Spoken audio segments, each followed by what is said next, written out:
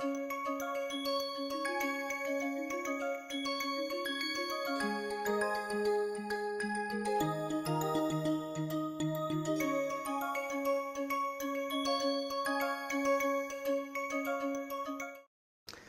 morning, students. So, let us start the last lecture of this course, biomolecular spectroscopy, and I thought of having another application lecture in biopharma. So, what we are going to do today is fluorescence spectroscopy application for biopharmaceutical product. Already I showed you that how you can use all these techniques to address this question, then IR and Raman I discussed. Today I am going to discuss the fluorescence. It is one of the prominent technique that you know. So, let us look at how we can use in monoclonal antibody, emerging mode of therapeutics. The ADC again it is a very important modality of therapeutics upcoming. Peptide drugs already they are in the market, so many peptide drugs are there, and then finally we will touch upon the small molecule. So, we will start with monoclonal antibody. Now, if you look at monoclonal antibody, what are monoclonal antibody? So, as we know it is a laboratory produced antibody designed to bind a specific target, that is antigen on the cell. So, you have an antigen on the cell. Suppose here is my cell and here is my antigen, something like this, and I am using biochemical and all those study, I am designing a molecule that can bind to this antigen, that is called antibody, right, and it is used for various cancers. So, you know I am going to come in detail. It is used to treat many cancers, autoimmune disorder, infectious disease. It can bind to antigen in bacteria and can neutralize it or deactivate, inactivate it. Those are antibody. So, for an example, trastuzumab, one of the important one, it is Herceptin. It targets the HER2 receptor in breast cancer. Now, HER2 receptor in breast cancer is overexpressed, and that is what Herceptin or trastuzumab targets. Another one, rituximab, one of the again prominent one antibody.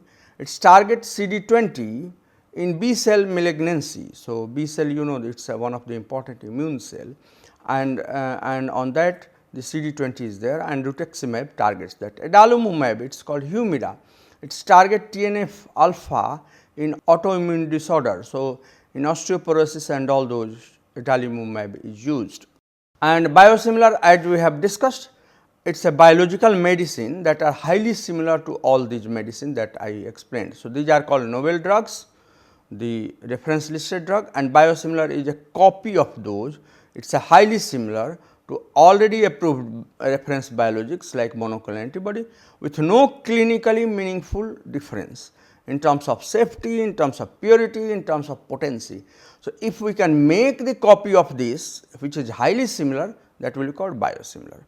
Right. So, unlike a generic is used for a small molecule like the medicine for the blood pressure, medicine for headache, medicine for cold and cough, that is a small molecule based drug, and people can make generic out of this. Biosimilars are not identical copy. Here you have to make identical copy. These are can be slightly different, not identical.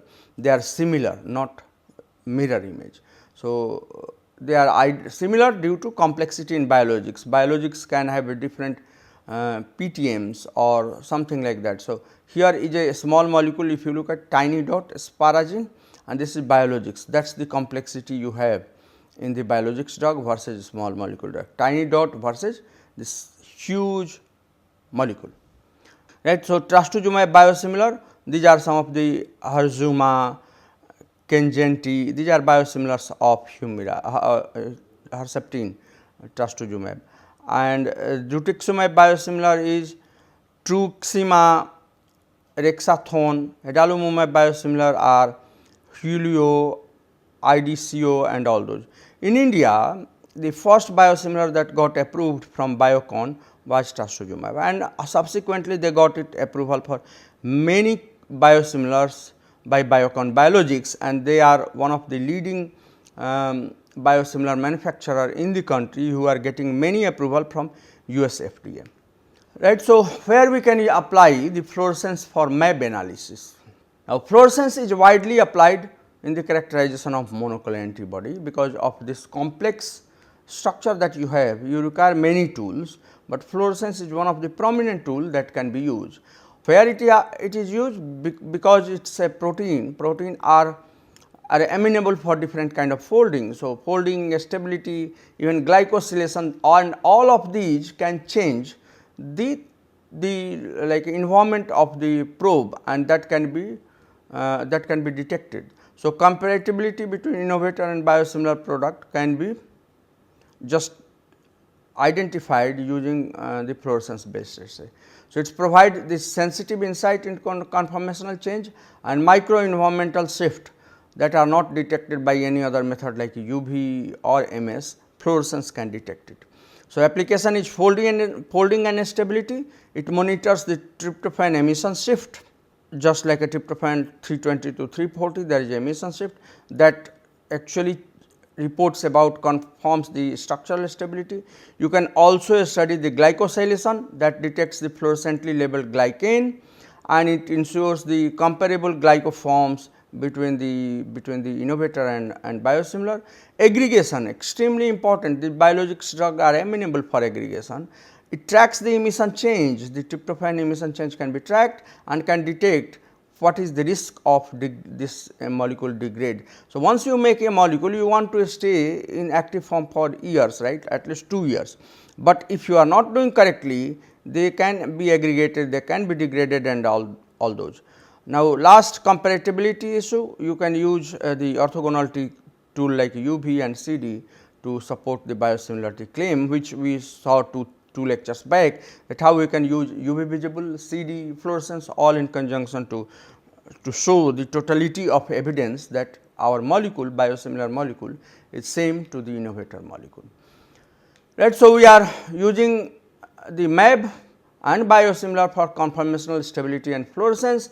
One can do it intrinsic fluorescence like a tryptophan fluorescence to monitor the protein folding and unfolding.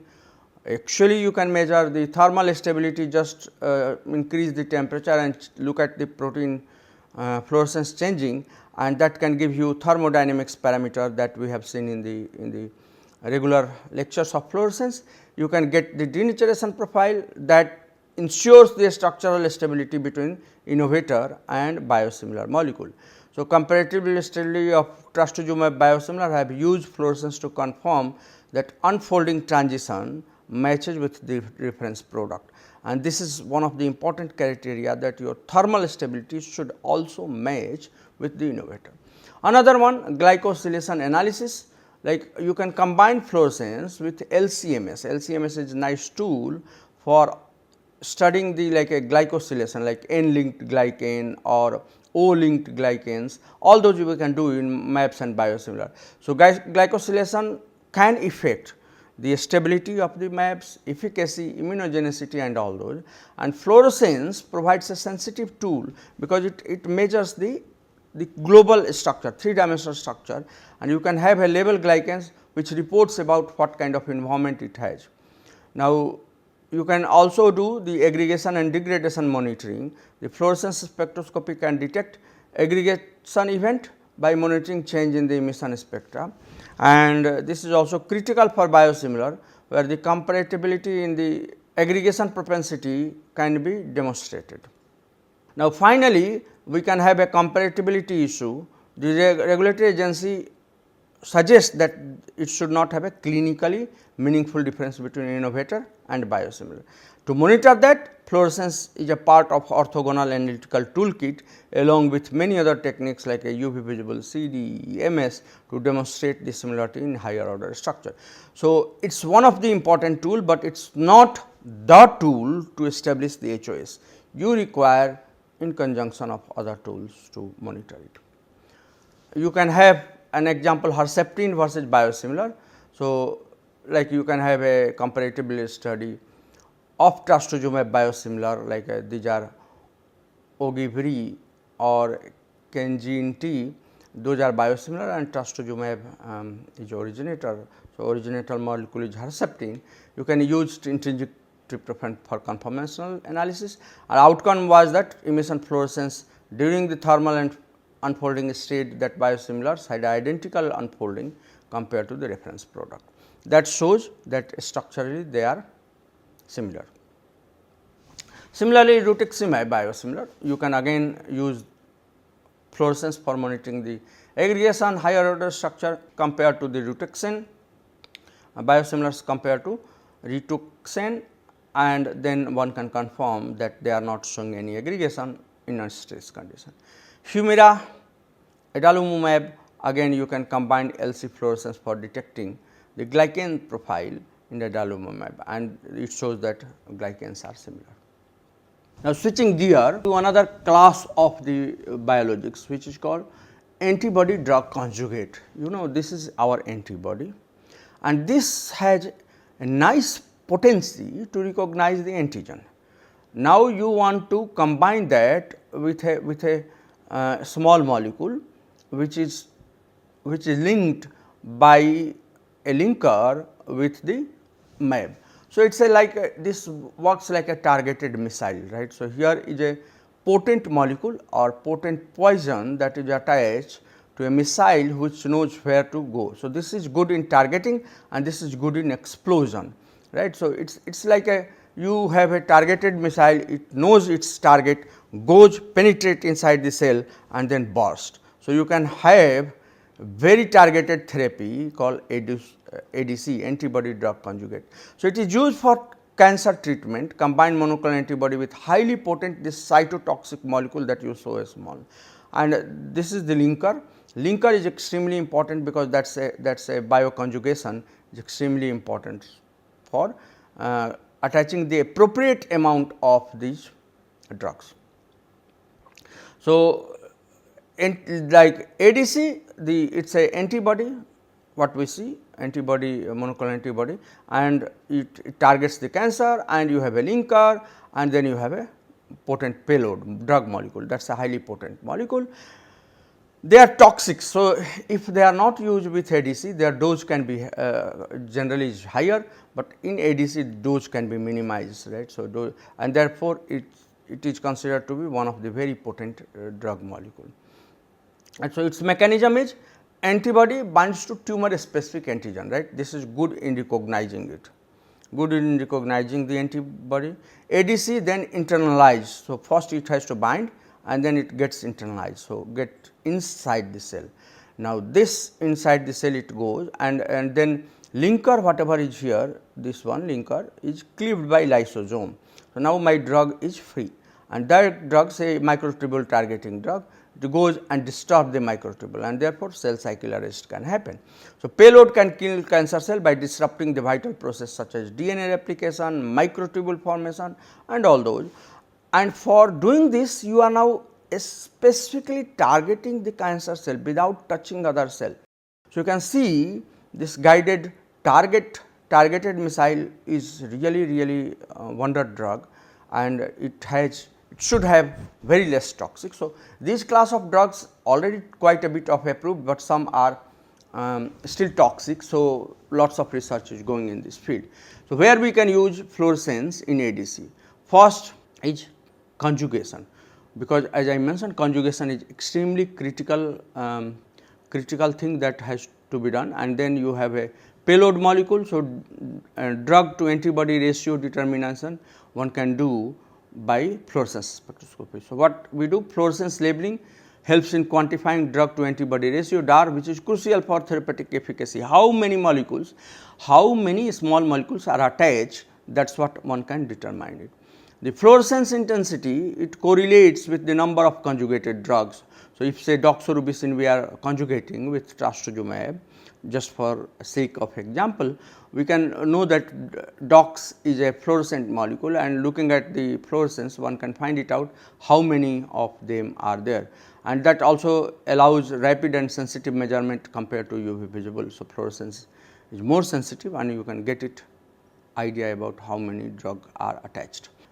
You can even do the internalization assay. If you remember, I said that this antibody has to internalize. So, here the internalization has to go inside the cell. Now, here these guys are freely rotating, but once they go inside, you can have some kind of restriction. So, looking at the fluorescence, you can find it out that drug has been internalized or not. So, you can visualize using fluorescence microscopy or flow cytometry or even fluorescence anisotropy. Some of those can track the ADC from the cell surface to the liposome, and when it cleaves again, the drugs becomes free, and that dynamics also changes. So, not only internalization, but also dynamics of the drug conjugation, you can find it out. Now, so other application is like stability and release monitoring. So, fluorescence spectroscopy can detect the payload release kinetics, like under physiological condition. As I mentioned, that dynamics can be probed. If drug is conjugated, you know, drug mobility is less. If it is free, mobility can increase, and that is what we had looked in fluorescence anisotropy, that can be find it out. So, monitoring the change in fluorescence, scientists can access the linker stability, premature drug release happening or not, and this is critical for minimizing off target toxicity. Now, biodistribution and pharmacokinetic. In vivo imaging of fluorescence ADC provides insight into tissue distribution, right. One can monitor how it is going inside. So, you can have where it has gone, whether how long it is stayed, and whether it is clearing or not, and whether it is targeting the tumor or not. So, this non-invasive approach complemented the radio labeling study, right. You can label with a radio and look at all those being safer and more flexible monitoring you can do for these drugs. And you can do analytical characterization, you can combine with HPLC, CE, capillary electrophoresis, SDS page to confirm the conjugation homogeneity. Fluorescence, as here mAb is also involved, so it can detect the aggregation of those mAb, degradation, misfolding of ADC during formulation and storage. Right. So, some example, I just want to give you some recent study in JACS 2025 last year, Journal of American Chemical Society. The fluorogenic payload release imaging they have done. So, the scientists developed a fluorogenic platform that activates the fluorescence only when ADC payload is released inside the cell. You can see this new method, the fluorogenic platform can detect basically when our drug molecule payload is released inside the target cell. So, it says now it is released, right. So, that chemistry you can probe it and monitor it.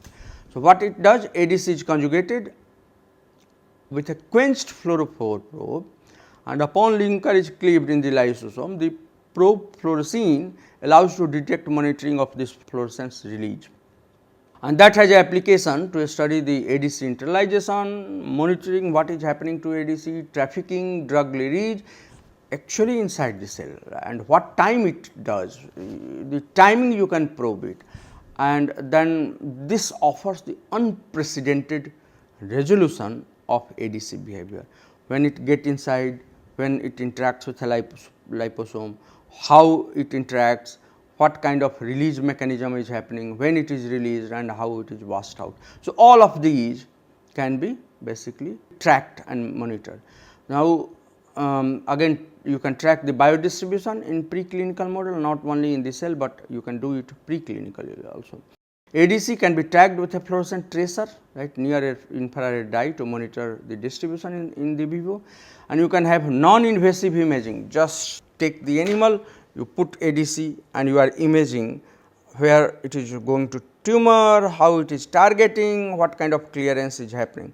One example is fluorescently labeled trastuzumab, immunoticinin TDM1 analogues has been used in a mice xenograft model to visualize the tumor uptake and confirm the selective delivery of these molecules.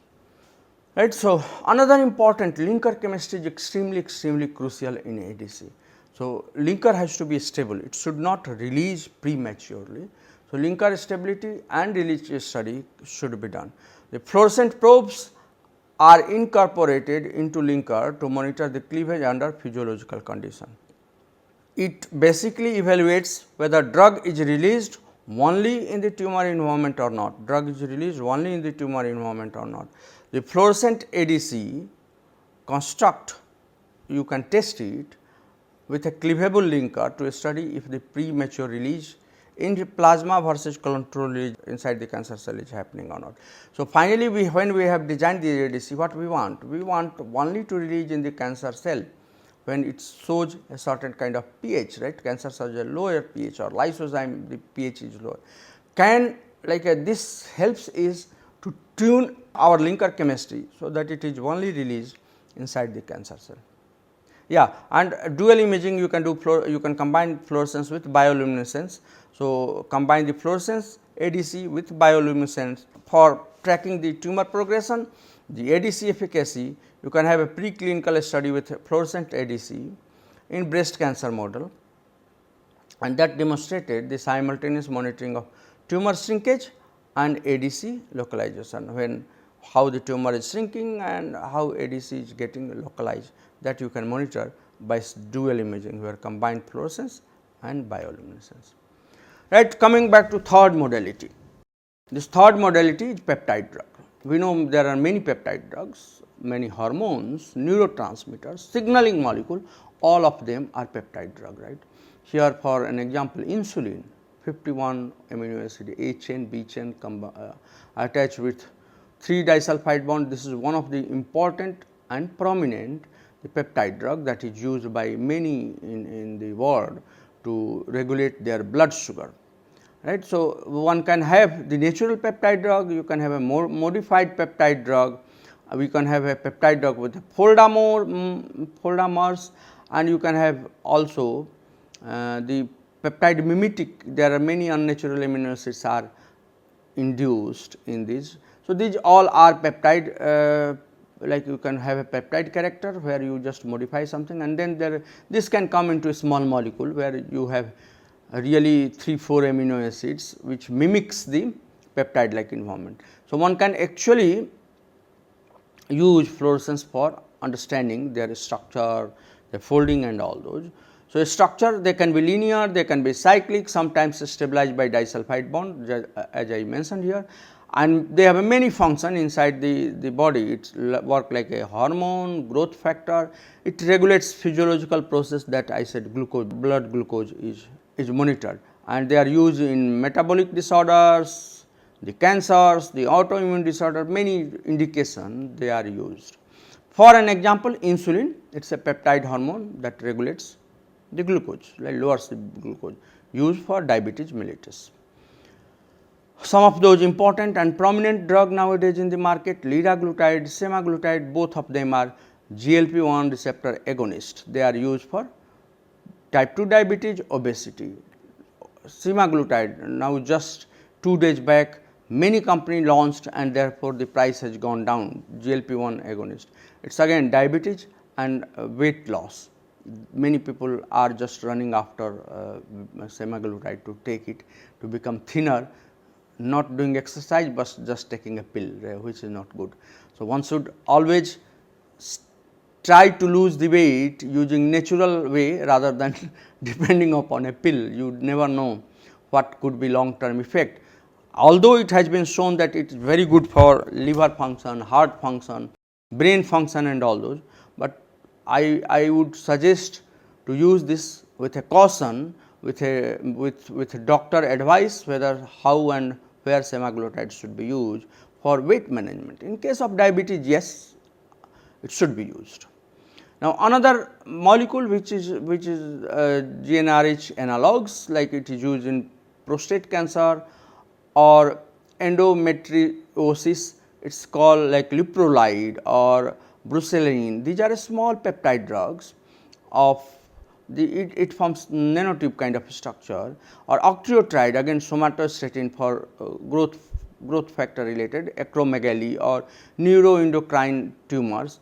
These octreotides are used. So, all of these are peptide drugs, and they have interesting structure as well. So, if there is interesting structure, you can understand their conformational analysis using fluorescence. You can use that for peptide folding, unfolding study, thermal stability study and all those.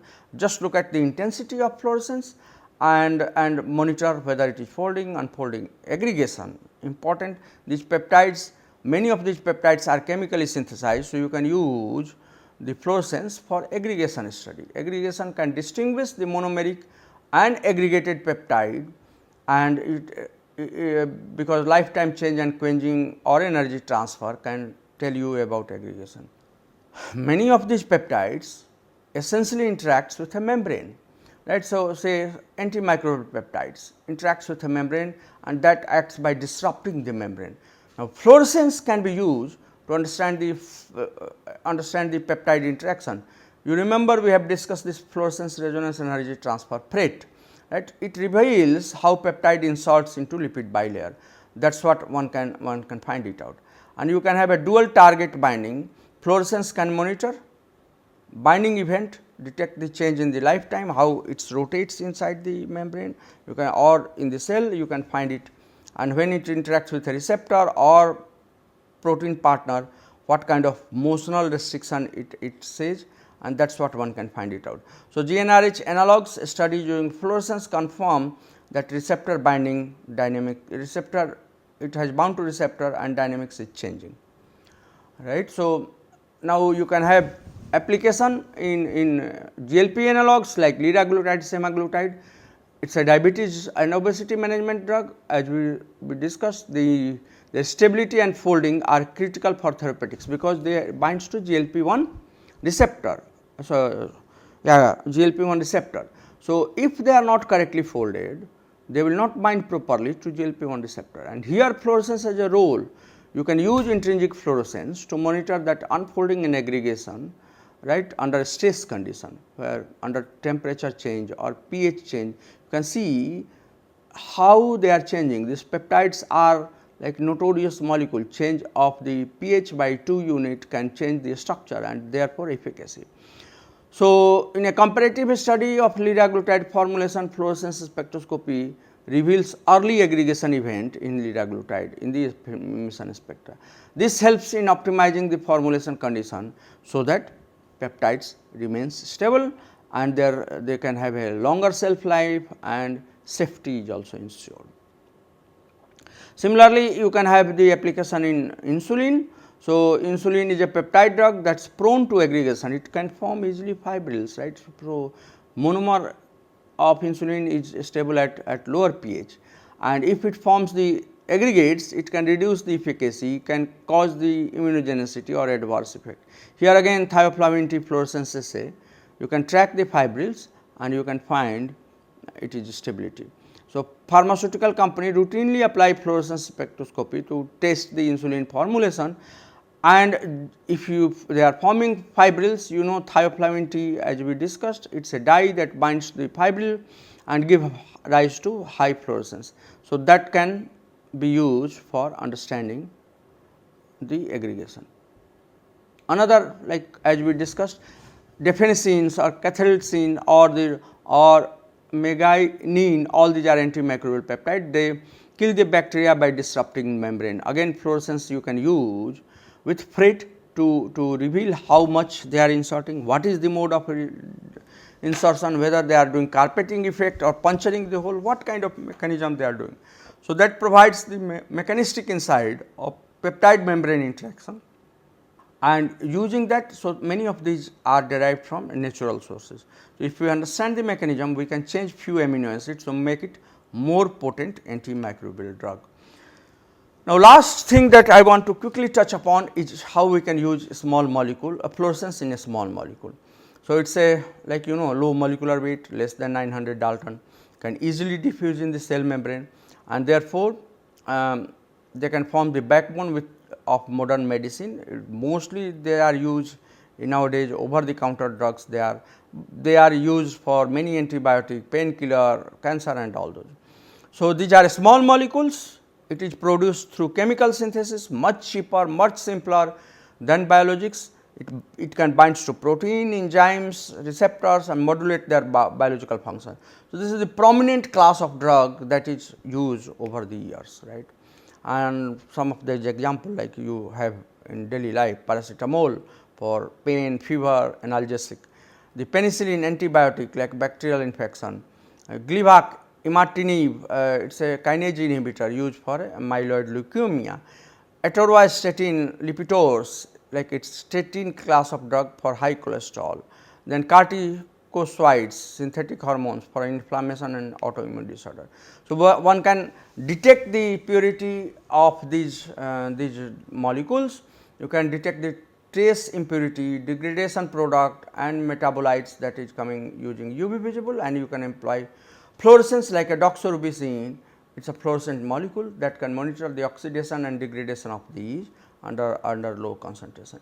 You can also use the chiral separation. You can see the chiral purity is very important. The enantiomeric purity is very important. Fluorescence can help combined with HPLC or CE to find it out the chiral purity of this drug. And you can also use for PKPD study, the DNA RNA interaction study. So, intrinsic fluorophore can do that, and we can use fluorescence for high throughput screening. So, there are many methods has been developed and which enables the drug discovery much faster and having enzyme activity. So, this we have already discussed in detail in the class, right. You can look at, so doxorubicin and anthracycline class of drug, and you can use extensively fluorescence for doing it, right. So, let us summarize it. Fluorescence is one of the most sensitive analytical technique in pharma and biopharma, widely used for profiling of the molecule, impurity analysis of the molecule, stability study and testing of biologics and biosimilar. Its importance lies in ultra sensitive technique. It is a high specific and regulatory compliance can be matched with the complex molecule. We use fluorescence for detect picogram to nanogram level, and it outperforms the UV visible. It is very specific, so fluorescent tag improves the selectivity of complex analytics. It is very versatile, we can apply in QC, stability, regulatory compatibility, and you can have a regulatory volume, supports the all the guidelines that are by EMA or FDA, suppose ICS Q 6A 6B guidelines for dossier submission. So, you can use fluorescence extensively in biopharma research also. So, that is what we discussed already. So, yeah, we can use fluorescence in glycan profile, we can ensure the compatibility, like we already saw the adalimumab biosimilar was used, antibody-drug conjugate for DAR, the drug to antibody. You can understand the critical potency safety issue, and already we mentioned the like a trastuzumab DM1 biodistribution you can have in xenograph model. Peptide drugs for conformational analysis, it is sensitive for detection, and you can have insulin analog where we can find it out. And finally, small molecules you can use for PKPD study, DNA binding study, it ensures the purity and stability, and doxorubicin degradation, DNA binding like enantiomer purity one can find it out, right. So, that is the use of fluorescence in biopharma industry. I hope I try to convince that in biophysics it is not one technique, never one technique which is sufficient. You have to know, or you have to collaborate with experts who are experts in different techniques to answer a question, right. So, it is all about collaboration, cooperation and employing many techniques to answer one question for generating the robust data, which is good for the compliances that are mandated by many pharma related agency, regulatory agency. And regulatory agency, why they ask you to do this? Because they are like at the end patient is at stake, right. So, you do not want to miss any chance to give them the highest pure, the safest drug for treating them, right. So, with this I just want to say that with this course you might have got the knowledge of many techniques which are used in research, in laboratory, in industry, and you can use this knowledge to deploy it for mankind upliftment and safety and efficacy of these drugs. So, thank you very much and look forward sometime in the next course. Thank you very much.